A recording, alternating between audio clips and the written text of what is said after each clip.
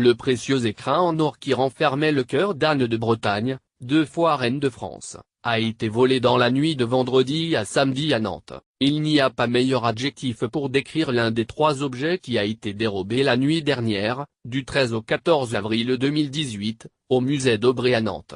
Si les cambrioleurs qui se sont introduits dans les lieux ont volé une statue hindoue dorée et un ensemble de monnaies d'or, ils ont aussi et surtout emporté l'écrin du cœur d'Anne de Bretagne. Et ce reliquaire en forme de cœur couronné est l'une des pièces majeures du patrimoine et de l'histoire de la Bretagne. Anne de Bretagne a été par 2 fois reine de France, née le 25 janvier 1477 dans le château des Ducs de Bretagne à Nantes. Anne devient duchesse à l'âge de 11 ans et demi, à la mort de son père François I. Elle se retrouve alors à la tête d'un duché sur lequel lorgne de longue date le royaume de France, ce qui l'amène à se voir contrainte d'épouser le 6 décembre 1491 son pire ennemi le roi Charles VI, à qui elle offre ses terres en dot.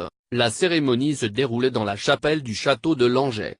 La voici reine de France à bientôt 15 ans, le roi en a 21. Le contrat de mariage stipule alors que les droits du duché de Bretagne reviendront au dernier survivant et qu'en cas d'absence d'héritier mâle, Anne s'engagera à épouser le successeur de Charles VI. Durant son union avec ce dernier, Anne donnera naissance à 6 enfants dont aucun ne survivra.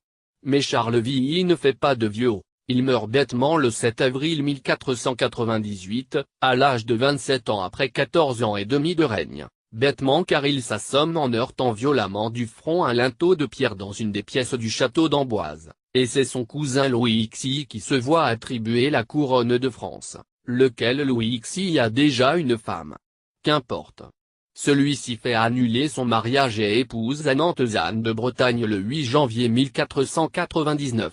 La voici reine une seconde fois, avec cette fois un mari beaucoup plus âgé qu'elle puisque Louis XI a 36 ans alors qu'elle s'apprête à célébrer son 25e anniversaire. Anne sera à nouveau plusieurs fois enceinte, mais seules 2 filles passeront le cap des premières années. La plus jeune, Renée de France, épousera Hercule d'Este, duc de Ferrare. L'aînée Claude de France sera reine en unissant son destin avec le futur roi François Ier et restera dans l'histoire pour avoir donné son nom à une prune, la reine Claude.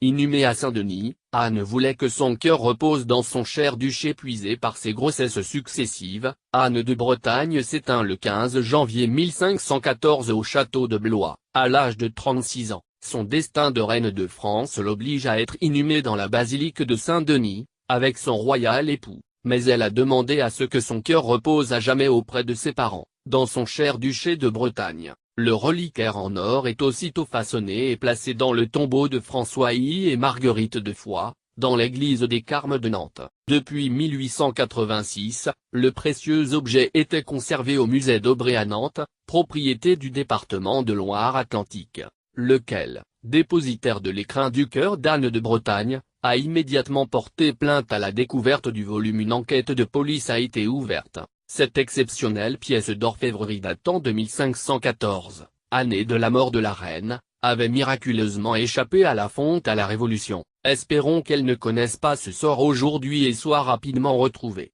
Vol de l'écrin du cœur d'Anne de Bretagne, les cambrioleurs s'en sont pris à notre patrimoine commun, une pièce d'une valeur inestimable qui appartient à notre histoire. pic.twitter.com Weblink Philippe Grosvalet @Grosvalet, 14 avril 2018. Quant au cœur lui-même, il y a longtemps qu'il a disparu. À la Révolution, le reliquaire était déjà vide. La matière organique s'était apparemment désagrégée en raison de l'ouverture de cette boîte à 2 reprises au XVIIIe siècle, pour vérifier si le cœur était toujours là, ajouté à des inondations. Toute reproduction interdite.